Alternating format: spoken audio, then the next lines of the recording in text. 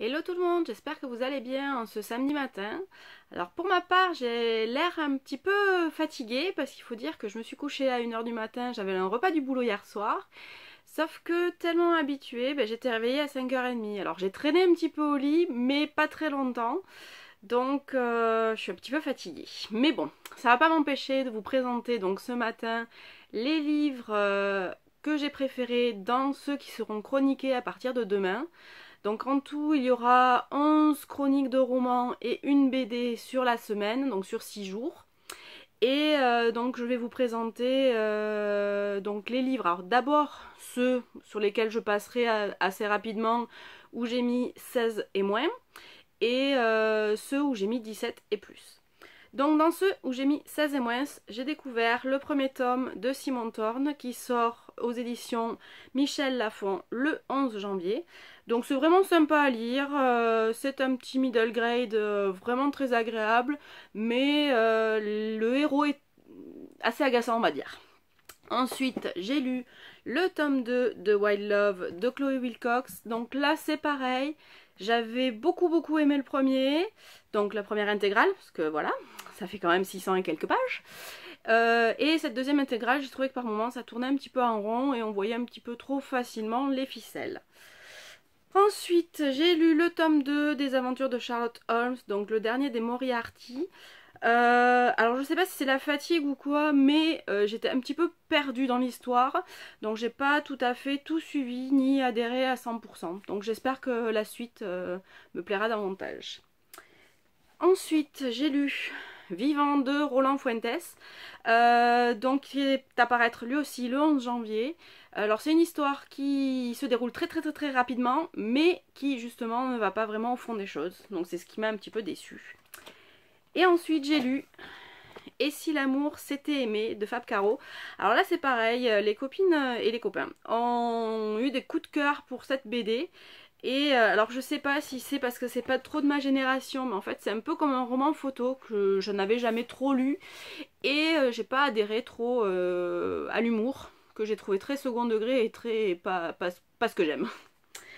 Ensuite dans les livres que j'ai adorés, donc il y a Le lilas ne refleurit qu'après un hiver rigoureux de Martha Hall Kelly, qui est un roman qui raconte le destin croisé de 3 femmes qui vivent des choses assez dures. Donc on commence en 1939, donc on a 3 héroïnes, une héroïne qui vit aux États-Unis, une allemande et une polonaise, polonaise qui va terminer dans un camp de concentration où elle va rencontrer l'allemande dans des circonstances assez dramatiques.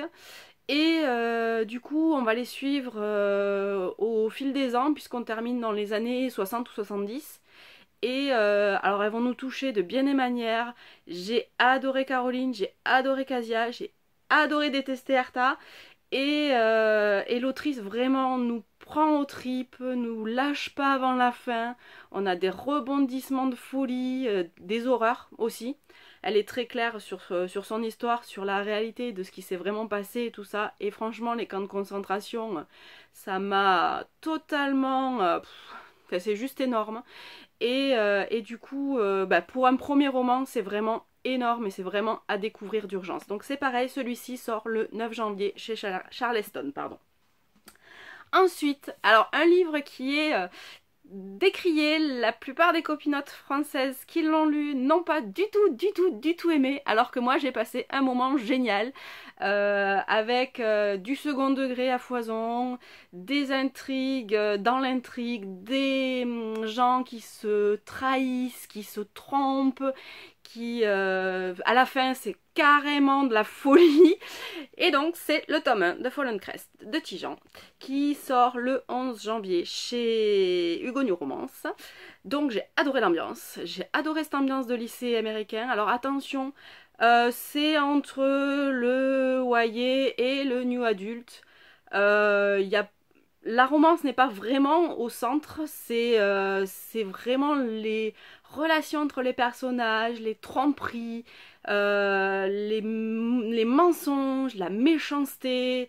Donc c'est vraiment... Enfin, alors, mon petit côté sadique a dû ressortir pendant ma lecture, parce que j'ai vraiment adoré la façon dont ils se trahissent les uns les autres, ils sont vaches les uns avec les autres, et franchement, il fait quasiment 500 pages, j'ai pas vu le temps passer, et j'ai vraiment adoré. Donc si vous aimez un petit peu ces ambiances lycée américain, avec de la délation, de la méchanceté, des trahisons, de la fausseté aussi, vous pouvez le découvrir. Alors par contre, si vous aimez pas tout ça, ça passera pas, je vous le garantis.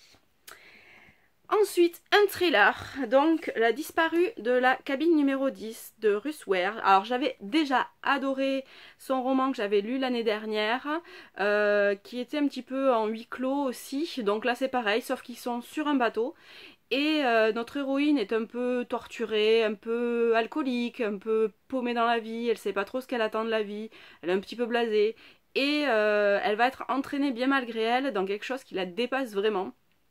Et j'ai adoré La Plume de l'autrice une nouvelle fois, j'ai adoré la façon dont elle nous présente ses personnages, dont elle nous tient en haleine, et jusqu'à la fin en fait on voit pas venir certaines choses, et une fois que j'ai eu tourné la dernière page je me suis dit ah ouais, pas mal. Donc voilà, donc si jamais, lui c'est pareil, il sort le 11 janvier. Beaucoup de sorties du 11 janvier du coup dans mes lectures de cette semaine.